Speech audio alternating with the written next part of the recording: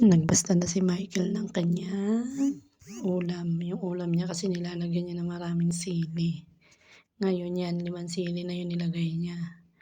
Gagawin naman natin ngayon, dadagdagan natin yan. Dadagdagan natin ng sili habang si Michael ay nasa Metrobank. Yan.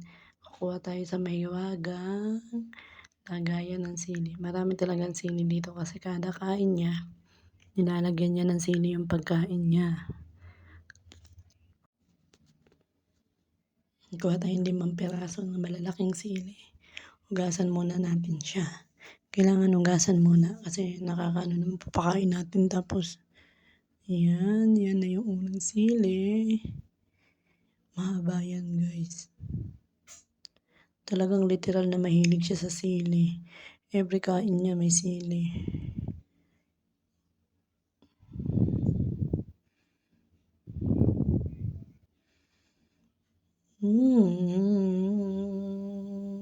Pasmado na ata yung bibig ni Michael, di na niya nalalasahan yung anghang.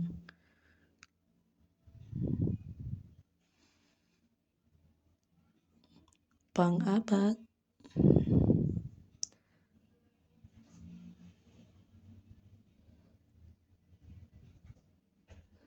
At pang-5. Yan. Tapos ilalagay na natin yung ulam niya. Nilalagyan naman talaga na niya ng ulam yan. Yung binabasta niyang sili. Ilalagay natin yung ulam niya. Sineseparate niya yung ulam niya sa amin eh. Ooh.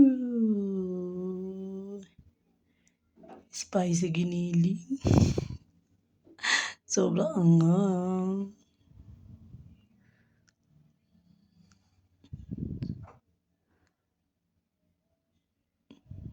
Nasa Metrobank pa kasi siya. Nagde-depo siya kaya yan na. Mamaya antayin natin siya kung ano reaction niya. Kung maanghang ba siya na sobra. Ito yan, nakakain na kami.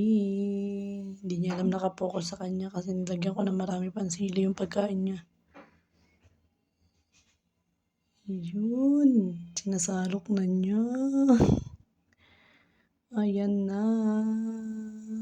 Kala niya kung anong video. Inamin ko naman na nilagyan ko na maraming sili. Umaamin naman ako sa ginagawa ko. O, diba? I-enjoy pa niya yan, mga kapatid. I-enjoy pa niya yan. Tingnan mo ah. Yum! Ang sarap.